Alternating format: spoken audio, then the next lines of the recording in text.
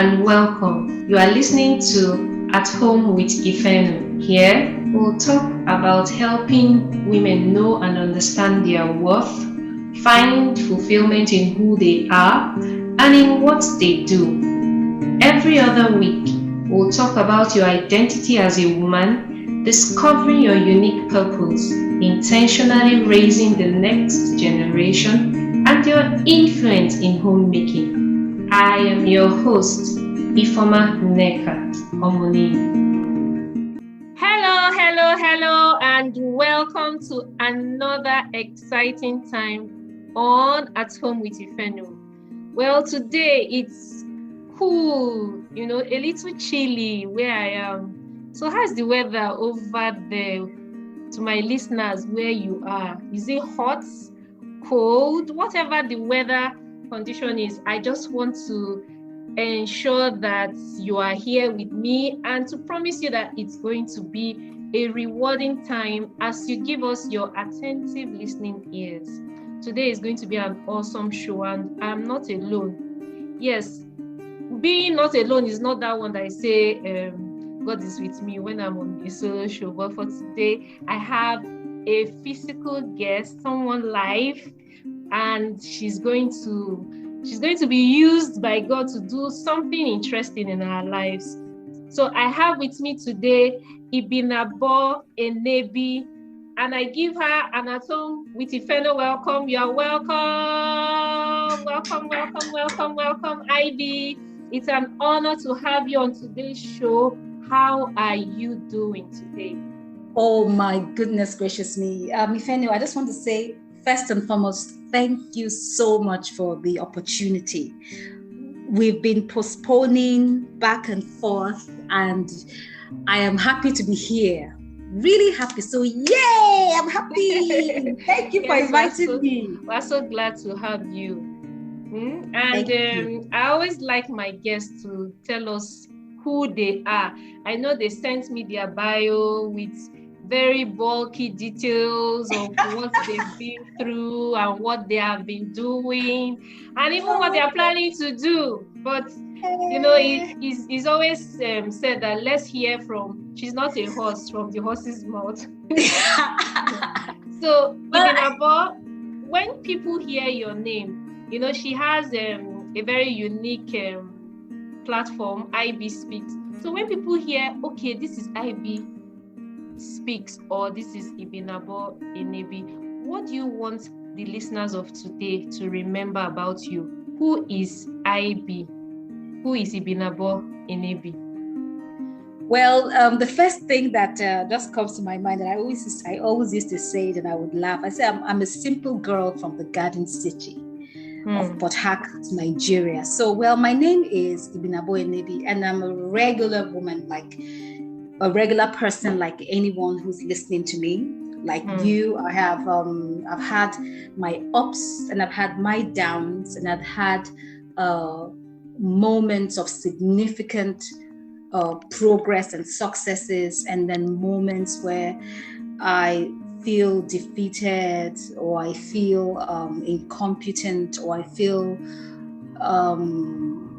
less of myself. And I've had my struggles, I've had my doubts, I've had my tears, I've had my successes, I've had my self-sabotaging and imposter syndromes, but I also had my moments where, despite the way that I feel, that I take a stand, and in spite of my fear, I do it afraid. And I'm a mother of 4 children. Wow. I actually had 5, an adopted son that died a few years ago. And a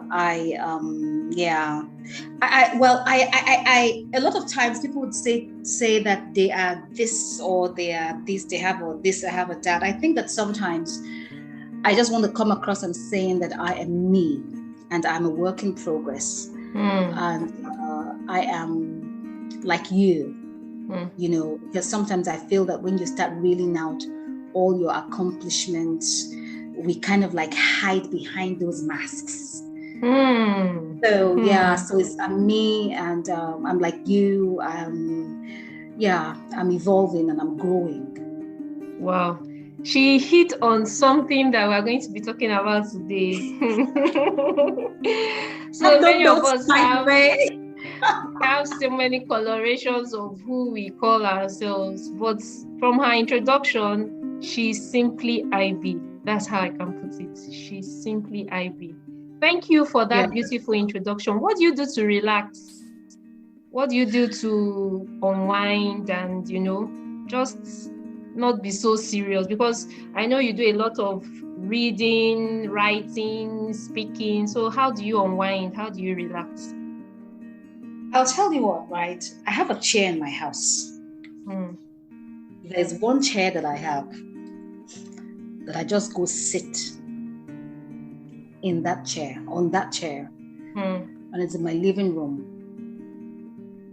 And whenever that's just when I go sit down there, I just sit down and I just take a moment and just declutter my mind, And I think when I was much younger, I'd love to go out a lot, and have fun with my friends. But I think, I suppose, when you get to a certain stage, you're like, I didn't even have energy for any stress. I beg. If you live in Lagos, you're like, oh my God, not again, not the traffic, not the sun. And I'd like to do the things that I love. And sometimes doing the things that I love is just being by myself. I'm an introvert, right? No, is it? No, I'm an extrovert. People see me like that. But one of the things that I do is to spend time with myself. I enjoy my company. But I love when I'm with my family.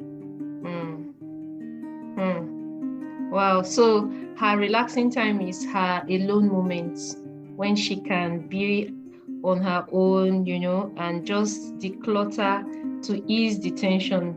Okay. So today's focus is a very interesting one. I know you mentioned something that many times in introducing ourselves as individuals, we usually use our accomplishments, to cover up, we hide behind what we have done or what we are doing. And sometimes it doesn't really unveil who we truly are. So our focus for today is take off the mask, unveiling your true identity. Take off the mask, unveiling your true identity. From your experience in the different seasons or facets of life you've been so far, what will you say is a mask? What is a mask? Well, that's a very interesting question. And Ifeno, I told you that I didn't have any notes, so I'm going to speak from my heart. I didn't do any research, so I'm going to draw from my biographical tools and life experiences. And I'll say that over the top of my head, or off the top of my head, that so a mask could be a good and a bad thing, right? So I want to look at masks from 3 or 2 broad perspectives. So we all know, let me put it this way. So we all know that when COVID came, one of the things that COVID made us to do was that we should wear a face covering, and so the face covering was supposed to be some form of a protection, so we wore the mask as a shield, as a protection. So masks could be something that you do to protect yourself. So that's the positive side of it. Protect yourself. So for example, if you are scared, and I do that a lot sometimes, when I'm scared and I don't want to show that I'm scared, I wear that mask of strength to protect me. And sometimes it could be a poker face, you just have a straight face and nobody knows what you're thinking. But unfortunately, I normally would wear my feelings on my emotions, my heart on my sleeves. And so people know, but basically then a mask could be to protect, a shield. And then also a mask could be, and I'll take you to what a theater is. When you go to watch a show, in the ancient theaters, or even now in theaters, you see people wearing masks, and those masks are coverings that protect themselves, so they take upon a persona that is not them. So it could be to hide or to begin to manifest certain kinds of behaviors that is not them. So depending on what somebody or what phase somebody is, or that mask could be a good thing or a bad thing. Wow. One thing I learned also about this mask wearing during COVID was there were some people we couldn't recognize, while they wore the mask, until we heard their voice. Until we heard their voices. It was as serious as that, as in when you hear a familiar voice and then you look at the face. So it's like this mask, people were always saying that it is this mask that is not making people recognize who I am and everything like that. So mask is a powerful thing. And I like how you have shown that it could be negative or positive. Now, why do you think people, would prefer to use that mask use a mask as a cover-up, not showing who they truly are? Because when people don't know your true identity or who you really are, then it seems you are not real. It seems you are it's like the imposter syndrome. So why do you think people would rather take up masks for such reasons, not allowing people to really know who they are? Because I'm sure maybe there are some reasons why people do such. Do you have any idea why people would do that? I think that you said something very interesting when you talked about, that when people wore the face masks and you didn't quite know who they were until you heard their voice. So I think for me, that is like, I don't know the right word to use in literature. It's very figurative as to the reasons why people wear masks. Some people would have had, let me speak properly. Some people would have had very difficult instances in life. Life must have thrown them a very hard blow. It could have been a heartbreak. It could have been as a result of trust. It could have been as a result of very difficult upbringing, and they experience a lot of things.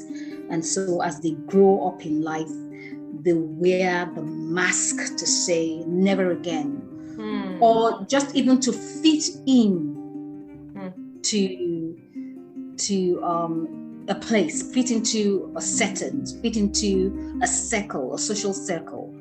Is it a circle or a circle? A social circle. So people would want to have that persona, whereas deep down inside of them, they are crying, this is not me. If you know what I mean. So sometimes, people would wear masks to cover up who they are, to fit into a particular social circle, or just to protect themselves from a hurt or things that they go through. So that's why people wear masks. So we have masks of fear, bitterness, unforgiveness, negativity, low self-esteem, pride, partiality. There are so many. So what will you say to our listeners today? As in, because our focus is we take off the masks so that we unveil our true identity. What are the disadvantages of still keeping ourselves under this mask? Are there any disadvantages? I think that much like theater, you see people wearing masks. After a while, I think we all get tired of the acting. You know what I mean? You all get tired of trying to fit into a place.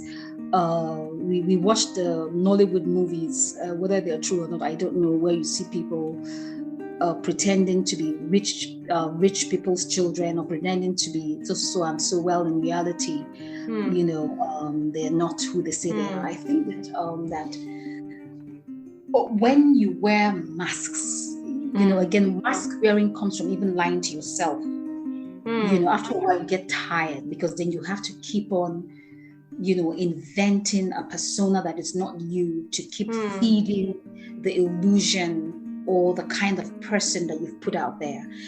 And for me, I think that, again, a lot has to do with, again, your self-esteem and your self-confidence. And I'll give you an example. When I was growing up, I grew up, my father was a career civil servant. So I grew up I grew up in Port Harcourt. And after a while, my dad went to my hometown for a year when my father's house, when our house in the government reservation area wasn't ready. And then after that, I grew up, and then most of my teenage years, I grew up in the old GRA, and all of that. So those are my really, even when I was living in Port Harcourt, we lived in a very big house as well, and then in old GRA. So I had a fantastic childhood. Then my dad retired. And then at the time, whenever people retired, they went to their country homes. So my dad has a big house in the country home, and that's where he wanted to retire. But then I was still in secondary school. And at the time, it was like, so I had to go to my hometown to live. And I schooled in the federal government college. You know what I mean? Where you have people, that was when federal government college was federal government college, when people were coming all over the world, The who is whose children. Yeah. Yes. And of course, my dad was an elder statesman, right? He wasn't a small boy. Let me put it that way. But going to now, so my friends are now asking, so, Ibi, where are you staying? Oh, yes, my dad has retired and I'm now staying in Okrika. I had sisters that lived in Port Harcourt, that lived in Lagos, and I would easily have lived in their houses. But then my dad was like, but then I had to stay with my dad. So for me, from a very young age, I learned to own myself. And I said, my dad actually lives, we live in Okrika now. Okrika was a town, was a rural area, but I lived because I had to own it. So I wasn't afraid. And that's because of the confidence that I had grown up with. I wasn't afraid to say that I live in my hometown. It was a big deal. Because I had friends that came from England to come to school and all of that. But I wasn't ashamed to own my space and to confidently say, that's where I live now. And one of my friends, her dad was a governor at the time. And so on Christmas, she sent me a Christmas card. I told her my address, and she sent me a Christmas card to my address in Okrika. And when I got it, my dad was like, this is so person's daughter. And my dad was like, I really like her dad. He's a very good guy. So for me to be able to own it, I'm like, no, this is me. This is who I am. And a lot of times my friends, and God has been so gracious, but God has given me, most of my friends, we don't wear masks, right? So when we see each other, you adjust yourself. And my friends will say, Ivy, you haven't changed. I said, what am I changing for? From what to what? You know what I mean? So that's just it. So right from the beginning, I knew that it was easier for you to be who you are. And that doesn't mean that you should be vulnerable. You can own your space and be confident in who you are. And you find out that sometimes when you're confident in owning your space, people are also waiting to be able to own their spaces because you were able to. Okay, let me give you an example. Sometimes something happens and people are looking for opinions. I remember when I was doing my master's, right? And I was in class. I was the oldest. I think I was among the oldest. I think after one guy, I was the next oldest person in class. And we're asking questions, and sometimes people are not asking questions. I'm like, okay. After I spending this kind of money, and I also have scholarship at this stage in my life, I don't care. I'm going to ask someone. I ask those questions, and then my classmates will come and say, "Wow, Ibi, thank you so much for asking that." So you were a lifesaver. Yeah, you're a lifesaver. So sometimes people, and I remember when I was going to school, after 25 years, I went to do my master's. I used to cry. You know, because it was like, what is this? But anyway, I had a 2-1. But by and large, is that sometimes for me, you have to say it as it is. And people respect you for that without being, again, there is saying it as it is confidently and owning it, and then making steps towards improving yourself. And then there is also so when people fake and wear masks, I suppose they are not comfortable with who they are. But if you're comfortable with who you are and you are not ashamed, I think it's easier. As a person, it's easier. So how do our listeners, that are saying, okay, I hear what IB is saying, and I want to retrace my steps. I want to be real now. I want to be myself. What will you say are the things such people can do to own themselves, to be confident and comfortable in who God has made them? What will you say to such people? What are the steps they can take to get to this point? Well, let me give you another example before I'm sure that somebody can learn from that example. So there was a time when I was living in a house that was a 5-bedroom house. And my children were still home. And after a while, I looked at it, all the children left. And I'm like, I don't need this space. This house is too big. At the time also, the rent was a bit too much for me. So I moved out of the house. And I went to a 2-bedroom house because that was what I could easily afford. And for me, and I also have friends that also do that. They don't care, right? They do what they have to do. And I think that anyone who's listening, you have to sit down and make decisions that are true.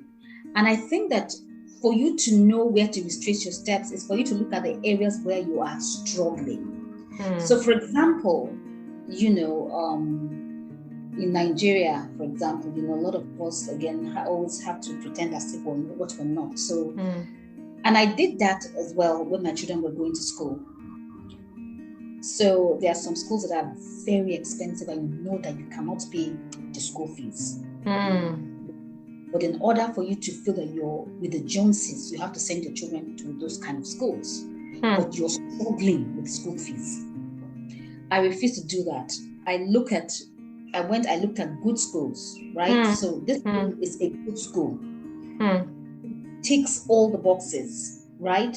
I would much rather take my children to good schools that I can afford than to take them to those schools I can't afford. That's what one. Look inwards and look at the areas in which you're struggling and saying that. I suppose we all know when we are faking it.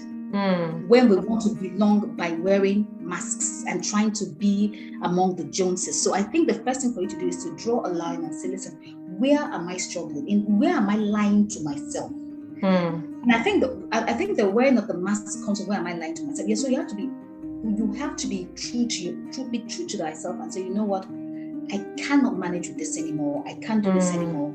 And you begin to just strip yourself up. It doesn't matter. Because at the end of the day, the people that you're trying to impress, people are living on loans. You'll be surprised at the way that when you strip yourself there, people are saying, oh, wow, this thing you're doing is not a lie. But you have to be, for me, I think that you have to be true to yourself and be authentic to yourself and don't lie to yourself. I think lying to yourself is the beginning of your destruction. So look at the areas where you are lying to yourself, where you are struggling the most, and then begin to cut back. So lots of people are living in Lekki. They are going to rent houses in areas where they cannot afford to pay, and they haven't bought houses for themselves. They say they don't want to live in Yaba or they don't want to live in mainland. Meanwhile, you're struggling. Do you understand what I'm saying? Meanwhile, you're struggling. sending your children to very expensive schools that you cannot pay. But you're wearing that mask of wealth and self-importance. You gotta be kidding me. So wow. So from what we are hearing, there is a foundation to this issue of wearing masks. And on this platform, apart from dealing with ourselves as adults, we have a next generation coming behind us. Our children, whether they are biologically ours or the younger ones, those that we mentor or that look up to us. So what will you say parents or those of us that have younger ones can do to make sure that the younger generation do not fall into this trap? Because I see children at their age of 10, less than 10, trying to be what they are not. And I know that it still comes back to home. So what will you tell parents to start doing so that children don't fall into this trap of living false lives, putting up masks that are not real, and removing the pressure, letting children also be children, because it starts from that young stage? What will you say about raising the next generation in the right path concerning this topic? Thank you very much. I think that this is a very interesting question you asked me.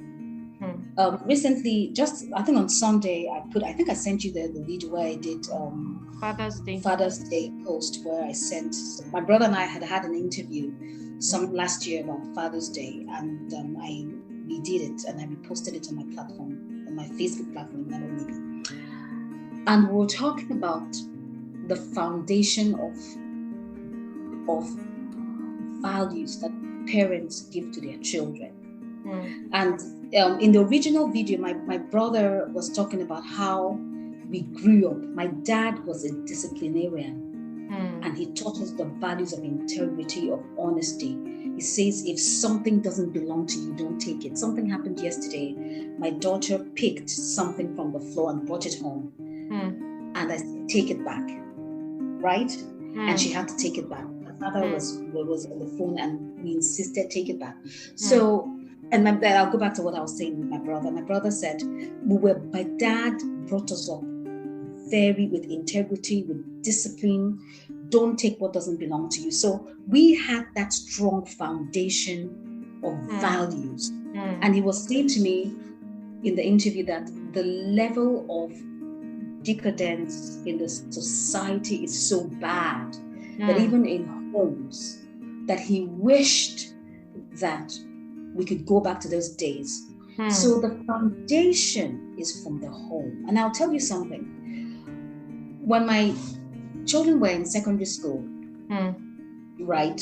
So they were in a particular secondary school, and we used to give each of them 500 naira. Was it a day, maybe a week or something like that, to spend for lunch? Because number one, they had lunch at home. They had the ate in the morning, and then the school gave them lunch. The school gave them lunch. But you find children coming to school with, as of 2013, 10,000 a day. Wow. Yes. To come and spend in the school for lunch. 10,000 a day to come and spend in the school shop. So can you see what we're battling with that? So it was like, hey, my children were like, mommy. So there were like four of them that we had to be giving, was it 500 naira a day, 500 naira a week? I can't remember. And I said, listen to me, this is what I have. This is what we have. That child is getting 10,000 to school. It's not normal. It's abnormal. It's not a normal thing. It's not normal for a child to take that amount of money to spend in talk shop. It is abnormal. So I suppose it's instilling the values. And I say something to my children. I say to them that don't be afraid to be different. Don't be afraid to be different. I've gotten to the point in my life where now I don't even know if I want to buy something, right? I like to buy good quality. So if it's a good shoe, it's a good shoe. I don't care what it is. Good shoe. But I was that bag they're buying against it. I didn't even know was it Burberry. Listen, I don't care. If I have a good leather bag, I'm fine with it. Like I personally I don't even care, right? Because I say to myself that I see me like this now. I am my accessory and my asset. I am the one. It's me being able to give the clothes that I wear value. That's your true identity. That's my true identity. Listen, I want to look nice. I want to look beautiful. I eat well. So I am the one that gives whatever I wear value. You know what I'm saying? Yeah. It's not as if I'm going to buy trash but I don't mind even wearing a shoe that somebody made. I don't mind patronizing someone that makes good shoes, as long as it's good, it's neat, it's clean. That's me. I give my clothes value. My clothes don't give me value. Wow. Because I was listening to something, somebody was saying that a lot of times that when people are deprived, right? Because if you notice, I'll go back to that thought, but because I even had this conversation with my husband this morning, that the billionaires in this world, when you look at them, they don't dress. Steve Jobs, what was he wearing? This slippers. This man, what does it matter? Mark, what does he wearing? Even Donald Trump, that was a billionaire. Okay, it's why Ivanka used to wear all well-structured clothes. Even there was a picture that they showed of Jay-Z. When Jay-Z was starting life, he was packing all those ojuju and putting on his body in the name of jewelry. But when he became a billionaire, what was he wearing? Kanye West, what does Kanye West wear? Let's be real, but these guys are billionaires. So what I'm saying is that sometimes when you don't have, you now invest on those things that are rich in quotes, so that you associate yourself with those things. So I think that for me, what parents need to do, let's go back to teaching your children a strong sense of self. I cut my hair. You know why I cut my hair? Because I was tired. I dyed my hair, I cut it because, so as a woman, if I want to wear a wig, I can't wear synthetic wig. I have to wear, I'm telling you the fact, at my age and women like me, I can't wear synthetic wig. I have to wear the original high-end bone straight wig. And I'm asking myself, is that me? I wear it to show that I have arrived because I can't wear synthetic wig. And some of those things sometimes are masks. I really don't do much makeup. I wear makeup as something I wear it, and my daughter just taught me how to contour my face. But the truth of the matter, sometimes if we remove all those things on our faces, if we remove those things we put on our hair, all those things you put on your hair and all those things you put on your face and come out, who will we be? Will they recognize you? Do you understand me? So that is what it is. So we have to teach our children to be confident. And now I'm getting to a phase of my life where I wear minimal jewelry. I don't want to pack things around my neck. I don't want to pack things on my hand, because sometimes, in classic Hollywood, classic fashion, less is more. Yes. Classic fashion. Watch them. Watch these very expensive people when they wear their clothes. Less is more. Less is more. So the point I'm trying to make here is that we have to build, instill in our children to be confident in who they are. To be confident. Look, I was listening to Peter Obi talk the other day, and he said he has only 2 shirts. Peter Obi, he wears black all the time. Most of the time, he wears this black navy blue most of the time. You think he doesn't know what to mean? Maybe he has more than one. He could be wearing all those those. But what I'm trying to say is self-effacing. Be confident. Your confidence should be who you are, who God has created you to be, the value that you add to society. That is who you are, your purpose. And even when you do not have much, be content in who and what you have. Wow. So I think that that the parents have to go back to the drawing board, because we are our children, and our children are not competent. Even if you listen, even if I live in a hole, for crying out loud, I am confident in that hole that I'm living. This is what I can afford now. Yes. Maybe when things are better, it will be better. Yes. So if I have friends that have to make me feel less of who I am because of where I live, then they're not my friends. Yeah. So teach them confidence, hard work, confidence, high self-esteem. That, the Bible says something, that the worth of a man is not by the things that he possesses. Yes. Even Queen Elizabeth, I was listening to somebody's, I think Piers Morgan. Piers Morgan, I think, was one of the most, he trusted Lady Diana, Princess Diana trusted him. So he was one of her trusted journalists. And so one day, I don't know the story very well, but I think that one day he was talking about one time he went to her apartment. And he said her apartment where she was staying in was so ordinary, like in the place where she was staying. And most of these very, very rich people, they are very simple. Yes. They are very simple, but it's people that are trying so hard to make a statement that try to prove a point. So I feel that for me, you should know that we should teach our children to be content with who they are while they aspire to be more. But in your being content, don't let anyone pull you down for making an honest livelihood. And I think also that parents should also be confident enough to tell their children how things are without scaring them. Listen, this is what we have. Things are better. Yeah. I remember one time, it was in 1980s, something, 81 or 82. That was when Nigeria was getting ready to start spoiling. So happened that normally Christmases are one of the most beautiful moments of my life, because my dad really knew how to do Christmas. But there was one particular Christmas holiday where the governor at the time was owing the workers.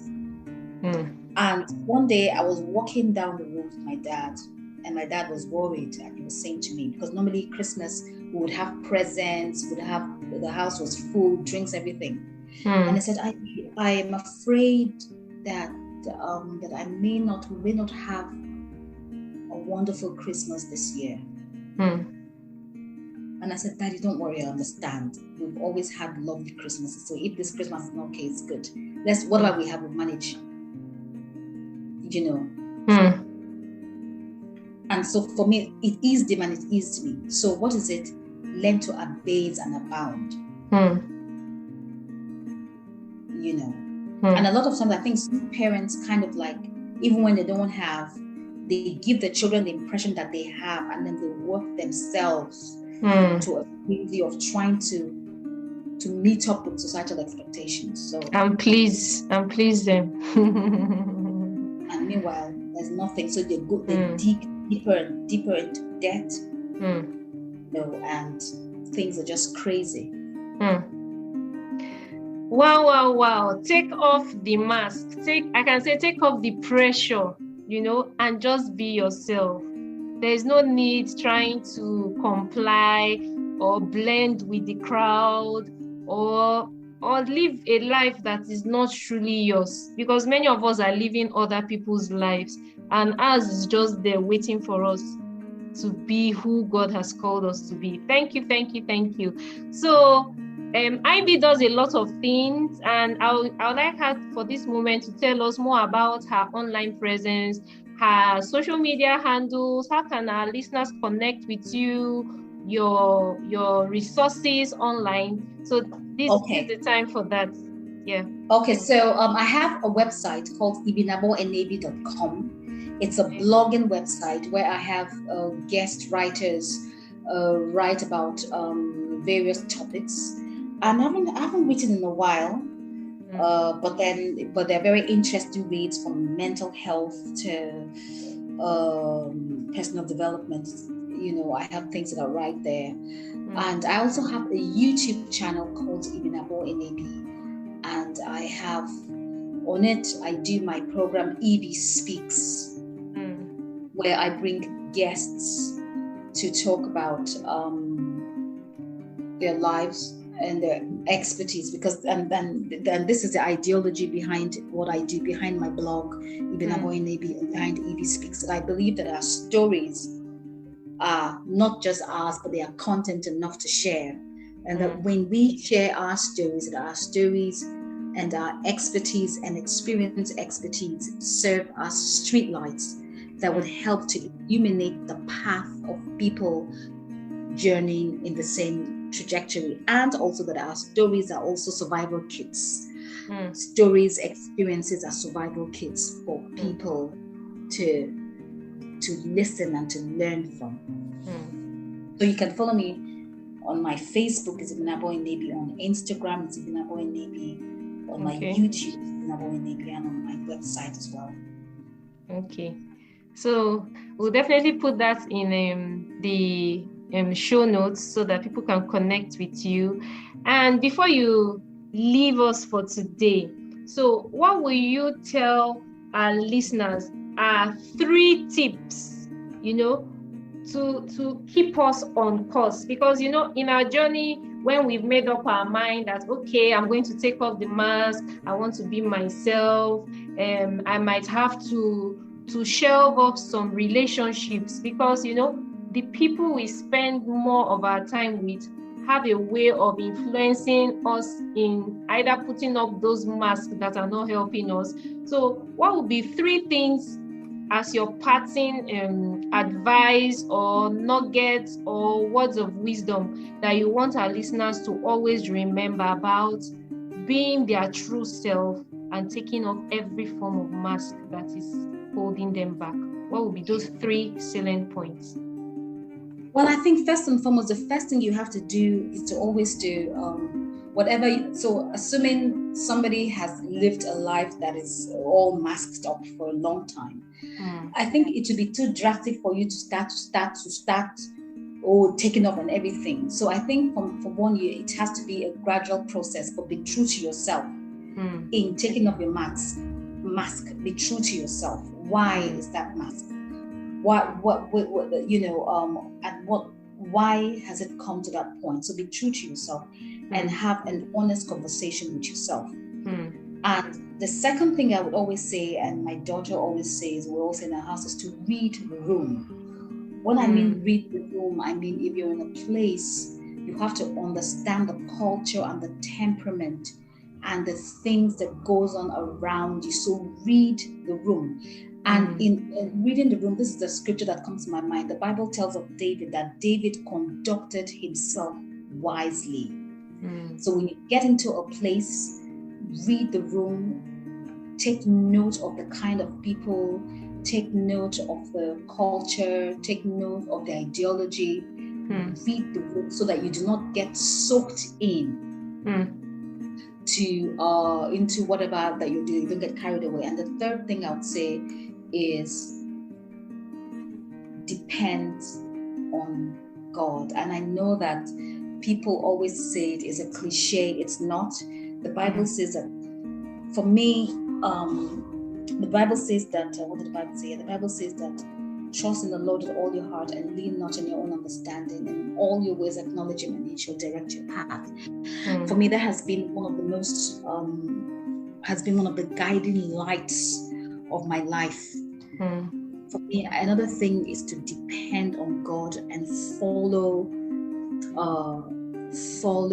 the direction. And let me put it this way.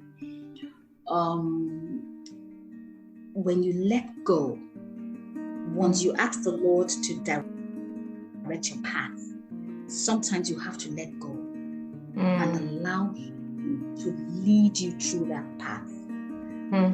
When you depend on God to lead you, you may, in your own mind, think that you're going on different directions.